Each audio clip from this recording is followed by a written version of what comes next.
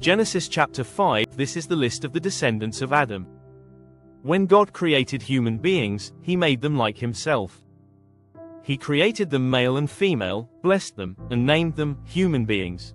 When Adam was 130 years old, he had a son who was like him, and he named him Seth. After that, Adam lived another 800 years.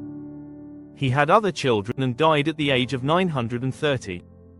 When Seth was 105, he had a son, Enosh, and then lived another 807 years. He had other children and died at the age of 912. When Enosh was 90, he had a son, Kenan, and then lived another 815 years. He had other children and died at the age of 905. When Kenan was 70, he had a son, Mahalalel, and then lived another 840 years. He had other children and died at the age of 910. When Mahalalel was 65, he had a son, Jared, and then lived another 830 years. He had other children and died at the age of 895.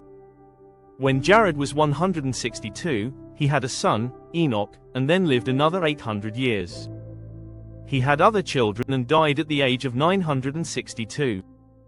When Enoch was 65, he had a son, Methuselah. After that, Enoch lived in fellowship with God for 300 years and had other children. He lived to be 365 years old. He spent his life in fellowship with God, and then he disappeared, because God took him away. When Methuselah was 187, he had a son, Lamech, and then lived another 782 years. He had other children and died at the age of 969. When Lamech was 182, he had a son and said, "From the very ground on which the Lord put a curse, this child will bring us relief from all our hard work." So he named him Noah. Lamech lived another 595 years. He had other children and died at the age of 777. After Noah was 500 years old, he had 3 sons, Shem, Ham, and Japheth. Genesis chapter 6. When people had spread all over the world, and daughters were being born, some of the heavenly beings saw that these young women were beautiful, so they took the ones they liked. Then the Lord said, "I will not allow people to live forever, they are mortal. From now on they will live no longer than 120 years.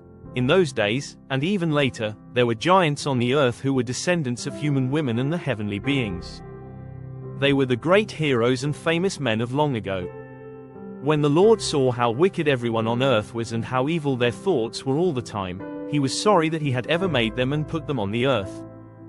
He was so filled with regret that he said, "I will wipe out these people I have created, and also the animals and the birds, because I am sorry that I made any of them." But the Lord was pleased with Noah. This is the story of Noah. He had 3 sons, Shem, Ham, and Japheth. Noah had no faults and was the only good man of his time. He lived in fellowship with God, but everyone else was evil in God's sight, and violence had spread everywhere. God looked at the world and saw that it was evil, for the people were all living evil lives. God said to Noah, "I have decided to put an end to the whole human race. I will destroy them completely, because the world is full of their violent deeds. Build a boat for yourself out of good timber, make rooms in it and cover it with tar inside and out. Make it 133 meters long, 22 meters wide, and 13 meters high. Make a roof for the boat and leave a space of 44 centimeters between the roof and the sides. Build it with 3 decks and put a door in the side. I am going to send a flood on the earth to destroy every living being. Everything on the earth will die, but I will make a covenant with you. Go into the boat with your wife, your sons, and their wives. Take into the boat with you a male and a female of every kind of animal and of every kind of bird, in order to keep them alive. Take along all kinds of food for you and for them." Noah did everything that God commanded. Genesis chapter 7. The Lord said to Noah, "Go into the boat with your whole family. I have found that you are the only one in all the world who does what is right.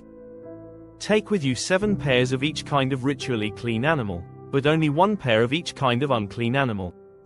Take also 7 pairs of each kind of bird. Do this so that every kind of animal and bird will be kept alive to reproduce again on the earth.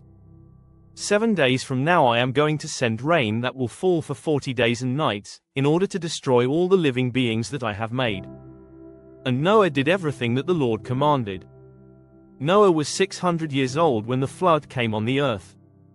He and his wife, and his sons and their wives, went into the boat to escape the flood.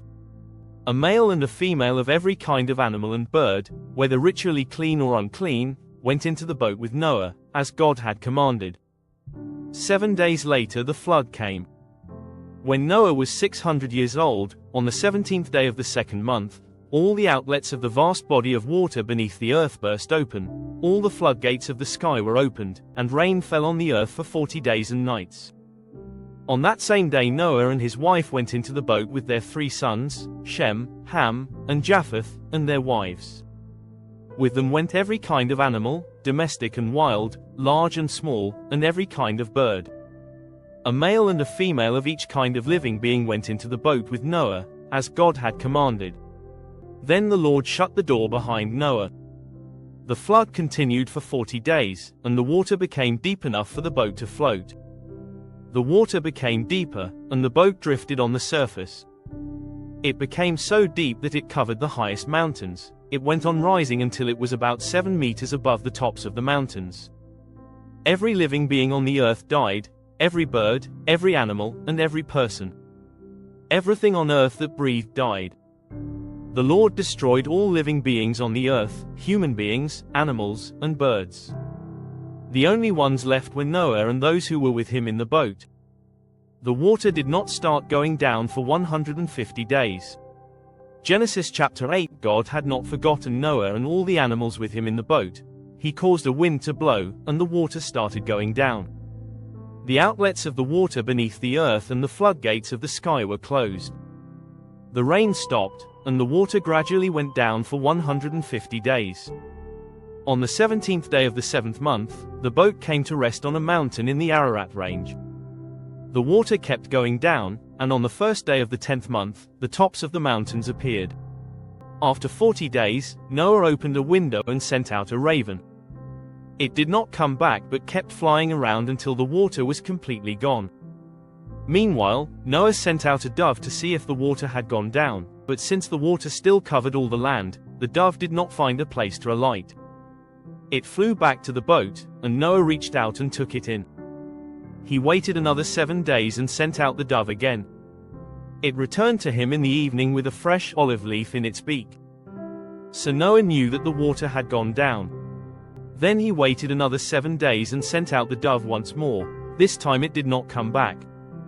When Noah was 601 years old, on the first day of the first month, the water was gone.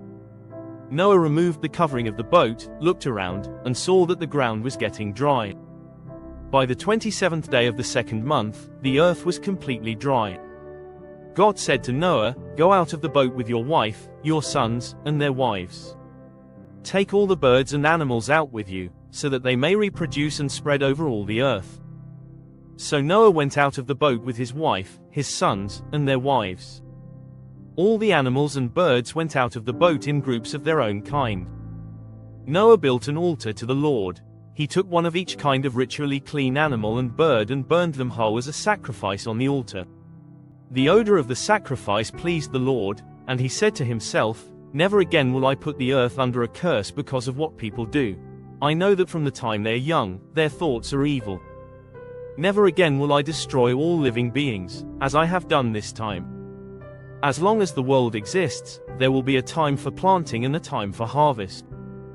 There will always be cold and heat, summer and winter, day and night."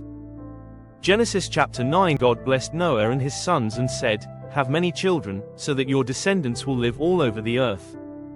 All the animals, birds, and fish will live in fear of you. They are all placed under your power. Now you can eat them, as well as green plants. I give them all to you for food. The one thing you must not eat is meat with blood still in it. I forbid this because the life is in the blood. If anyone takes human life, he will be punished. I will punish with death any animal that takes a human life.